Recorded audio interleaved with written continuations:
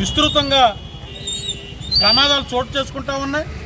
జరుగుతున్నటువంటి ప్రమాదాలలో చాలామంది కార్మికులు ప్రాణాలు కోల్పోతూ ఉన్నారు.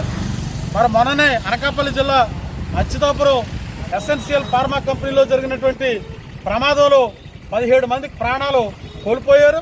అలాగే అనేక మంది తీవ్రమైనటువంటి గాయాలకు గురై క్షతగాత్రులు కావడం జరిగింది.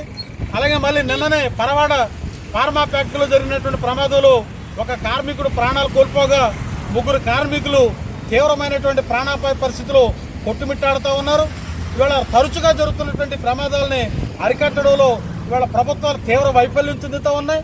ఇవాళ ఎలాంటి భద్రతాపరమైనటువంటి చర్యలు ఫ్యాక్టరీల యాజమాన్యాలు తీసుకోకుండా కార్మికుల యొక్క ప్రాణాలని పణంగా పెట్టి ఇవాళ వాళ్ళు వ్యాపారాలు చేస్తూ ఉన్నారు, ఫ్యాక్టరీలు నడుపుతూ ఉన్నారు.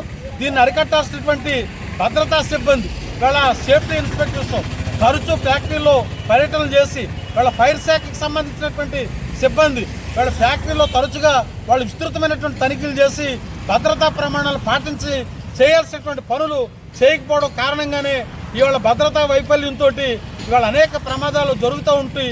ఇవాళ వేలాది మంది, వందలాది మందిగా కార్మికులు చాలా చోట్ల ప్రాణాలు కోల్పోతూ ఉన్నారు. మన రాష్ట్రంలోనే తరచూ ఈ విశాఖ ప్రాంతంలో, ఉత్తరాంధ్ర ప్రాంతంలో ఫార్మా కంపెనీలు జరుగుతున్నటువంటి ప్రమాదాల్లో తీవ్రమైనటువంటి ప్రాణ నష్టం జరుగుతూ ఉంది. ఇప్పుడు నిన్న ఈ వారంలో జరిగినటువంటి ఫార్మా కంపెనీలో జరిగిన ప్రమాదంలో 18 మంది ప్రాణాలు కోల్పోవడం చాలా అత్యంత బాధాకరమైనటువంటి అంశం. ఎప్పటికైనా ప్రభుత్వాలు ఇవాళ ఫ్యాక్టరీలలో భద్రతాపరమైనటువంటి చర్యలు తీసుకునేలాగా నైపుణ్యతతో కూడినటువంటి కార్మికుల్ని అక్కడ ప్రమాదకరమైనటువంటి పరిస్థితుల్లో ఉన్నటువంటి యంత్రాల దగ్గర పనికి నియమించాల్సినటువంటి పరిస్థితి ఉంది.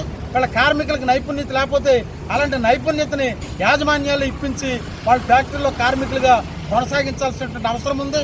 ఇవాళ పిడకైన ప్రభుత్వాలు ఇవాళ కార్మికులు జరుగుతున్నటువంటి ప్రాణ నష్టం, తరచుగా జరుగుతున్నటువంటి ప్రమాదాలు వీటన్నిటిని కూడా ప్రభుత్వం పరిశీలనలో తీసుకొని భవిష్యత్తులో ఎలాంటి ప్రమాదాలు, ఎలాంటి ప్రాణ నష్టం జరగకుండా కట్టుదిట్టమైనటువంటి భద్రతా చర్యలు తీసుకోవాలని చెప్పి ఈ ప్రభుత్వాన్ని డిమాండ్ చేస్తున్నాం. అదే సందర్భంలో ఇవాళ అచ్యుతాపురం ఎసెన్షియల్ ఫార్మా ఇండస్ట్రీకి సంబంధించినటువంటి యాజమాన్యం కానీ, పరవాడ ఫార్మాస్యూటికల్ సంబంధించినటువంటి యజమాని కానీ ఇంతమంది కార్మికులు ప్రాణాలు కోల్పోతే యాజమాన్యం వచ్చి కనీసం సానుభూతి ప్రకటించినటువంటి పరిస్థితి లేదు. ఇవాళ యాజమాన్యాలపైన క్రిమినల్ కేసులు కట్టాలి. ఇవాళ జరిగినటువంటి ప్రమాద మృతులు కాదు ఇవి. ఇవాళ యాజమాన్యాలు చేసినటువంటి హత్యలుగానే ఇవాళ ప్రభుత్వం పరిగణించాలి.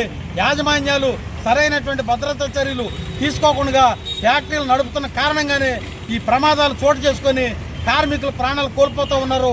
దీన్ని గమనంలో తీసుకొని ఇవాళ వారి యొక్క ప్రాణాలు కోల్పోవడం అని అంటే ప్రమాదవశాత్తు జరిగినటువంటి ప్రాణాలు